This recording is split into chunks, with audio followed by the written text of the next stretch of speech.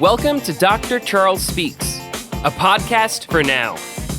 You've joined us for a special series of transformational talks, selected exclusively from Dr. Charles's corporate success calls. The 15-minute calls are designed to encourage leaders, activate your thought life, and prepare you for the challenges ahead. Dr. Charles joins every call with a blend of his personal experiences, his expertise as a John Maxwell certified mentor and coach, and of course, his more than 30 years of exceptional experience in both corporate America and ministry. Get motivated with Dr. Charles Speaks, a transformational talk from the Red Line on today's podcast, inspiring excellence and generating results. Good day, my friends. This is Dr. Charles Red, and this is the Red Line, and I'm here today to share with you why it's important to listen to me over the next 15 minutes. I believe I have something important to say about leadership today, and so it's all designed to start your week off on a positive note and to certainly inspire you to continue, that is, to challenge yourself in your own personal leadership growth. So with the time that we have today, I want to talk about leadership from the perspective that leaders today, it's a no-brainer. You must have influence, and you must be able to influence others to make them better along the journey in this leadership. I'm all about positive leadership, but there's a fact here that I want to share with you. It's hard to believe. When I read it, it's like, man, is that right? About 10% of all leaders work at developing their people into better leaders. We could do a better job than that. When I think about leadership, it's certainly about influence, but then what are we doing to make others around us better? What are we doing in terms of making other influencers along the way? Because if you leave the company or leave the situation, is there a replacement there? Is there somebody there that can continue along the journey of leadership? About 20% of all leaders live on the lowest level of developing leaders. And so they are not doing anything in developing people. And as a result of that, their attrition rate is high turnover. People come in for a season, they leave, they go somewhere else. And so I want to talk about the importance of reproducing yourself as a leader and making other influencers along the way. That is so important. It has been said that the ultimate leader, that is, one who is willing to develop people to the point that they eventually surpass, you hear that? Eventually surpass him or her in the knowledge and in ability. That should really be our goal as leaders. As we multiply, we should be able to influence and develop other leaders. And that's the name of the game, is to make others around us better and to allow them to even surpass us in their ability, their knowledge, and so forth. It sounds kind of weird because you want to be the smartest person in the room. That's what most people would admit if they got by themselves. But the reality of it today, in today's leadership, we need continuous growth and insights from the bright minds that are coming up today and that are in the workplace, and to continue to learn from them and grow from them. And so it's not strange that we would be interested in having people surrounded with those people that perhaps will surpass us even in knowledge and ability. And our goal, I'll say it again, should really be to multiply our influence by developing leaders, which in turn those leaders become influencers as well. So there are 3 points I just want to leave with you on today with the time that we have, because we're talking about reproducing yourself in others to develop additional influencers to help you carry out the mission and the job that you have before you. So number one, it's a no-brainer. The function of a leader is very simple. It is to produce more leaders, not more followers. We've got a world full of followers. So we've got an expression that from the church community, and it goes like this: the harvest is plenty, but the labors are few.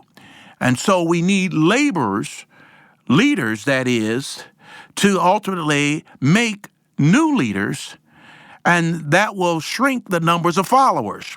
We got enough followers. We need leaders right now. We need positive leaders, effective leaders, and that's really the key. Because if you really want to make an impact as a leader, you've got to be committed, that is, committed to developing leaders. When I look at this, I see this from a corporate perspective, training to make trainers. That's leadership. And from a church community, I look at it from the perspective from being a disciple to make disciplers. And it's all about leadership. It's all about carrying the message further, because as you multiply the message and you multiply the things that you're able to pour into others, it's going to reach all four corners of the world.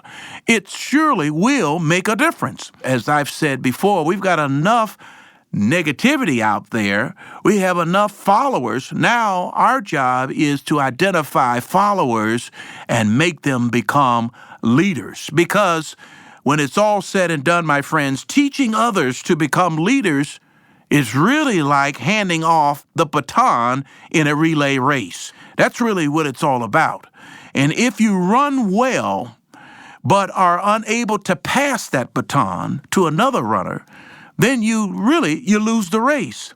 But on the flip side of that, if you run well, if you recruit well, if you train, then you will see that you will have a bunch of good runners and learn how to hand off the baton smoothly and ultimately win. That's what it's all about. Because in this relay of life and going around the track and handing the baton to one leader to another, it's about continuous improvement.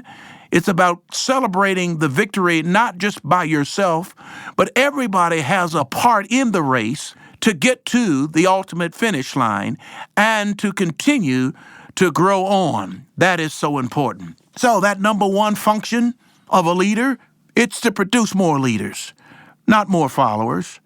I've said it, I'll say it again. If you want to make an impact today in today's world, if you want to leave a legacy, then you've got to be committed to developing leaders. And look back and look for that upcoming leader who's aspiring to learn more and to grow more and to be better and to do more. They're there. They may be a diamond in the rough, but you have an opportunity to do something special, and that is pour in that knowledge and that experience. And at the end of your journey, when you sit back and you go off into retirement, you can think back the impact that you've made on society. Number two, when you influence leaders, guess what? You indirectly influence all the people that they influence. When you influence leaders, you indirectly influence all the people they influence. That is so important. I've used the sports analogy. You can trace back to many of these successful football teams that have made it and continuously win. And you'll find that if you really search back, you'll see that they come from a tree of successful coaches. And there's a tree line. I guarantee you probably more than a quarter or maybe even a half of the NFL head coaches, you can trace them back to some coach back in the 70s, back in the 80s, where they served as assistant coaches and they began to move around from another team to coaching another position or another team that they have had the experience of working with on another head coach. But they seem to all come from the same tree line of that successful coach. Whether you go way back to Vince Lombardi or you go back to some of the other successful winning coaches. I'm thinking of San Francisco, the line of coaches that came from that head coach. I can't think of his name right now, but you look back and you'll see a lot of the winning coaches came out of that. Well, look at Green Bay. Everyone knows that. A lot of the great coaches came from that tree line. But when you think about it, as you think in terms of influencing, it is a way of multiplication, because the greater your influence, the greater the number of people you can help. And that is so true. Alan Bernard, he said this. He says, a good leader will always have those around him or her who are better at a particular task than he or she is. This really is the hallmark of leadership. So never be afraid to hire or to manage a person who is better at certain jobs than you are. They can only make you and the organization you serve stronger. When you think about it, if it's only just two people that's running the whole show, that's running the whole organization, they're the only two that are capable of doing the leading, then you know what's going to happen. I don't need to tell you, but I'll tell you anyway. The organization just simply not going to be able to flourish. When you retire or anything happens to you, if you're one of these type people that's running the show and no one else can have a part in it, then you're going to realize that at some point when you leave, the organization is not going to be able to survive.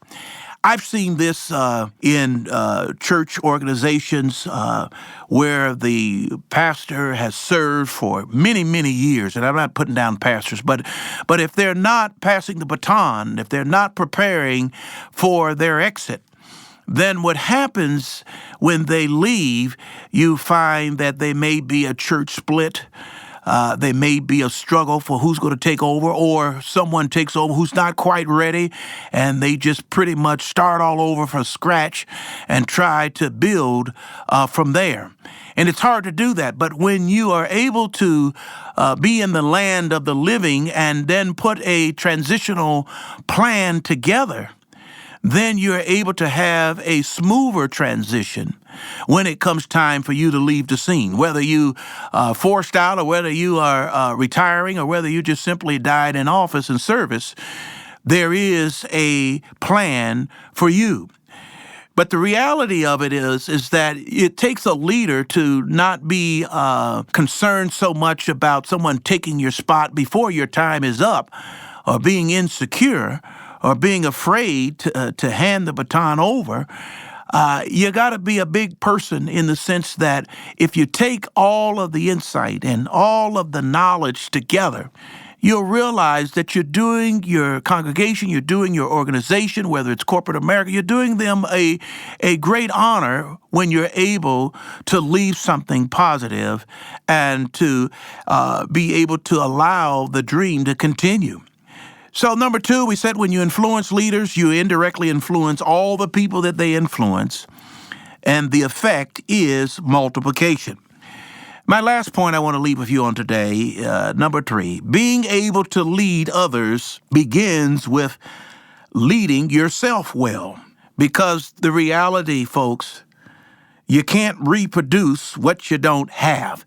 And so that is so important that when you take that which you have, the discipline, the self-discipline, the planning, the organizational skills, the multitasking skills, the person of influence that brings that positivity, that's able to make others around you better, that's able to pour into others' insights so that they too may be able to grow. So in closing, I like to take this quote from Robert Louis Stevenson. His advice, he said this. He said, "Don't judge each day by the harvest you reap, but by the seeds you plant." You've been listening to Dr. Charles, The Red Line, and until next time, God bless and have a great week. Thank you for listening to Dr. Charles Speaks. Visit drcharlesred.com for booking info for your ministry, business, or leadership team. Get info about The Red Line, a 15-minute corporate success call each Monday morning with Dr. Charles. Follow Dr. Charles on all social media at Dr. Charles Red. Subscribe to the podcast here for every episode of Dr. Charles Speaks. Thanks for joining us.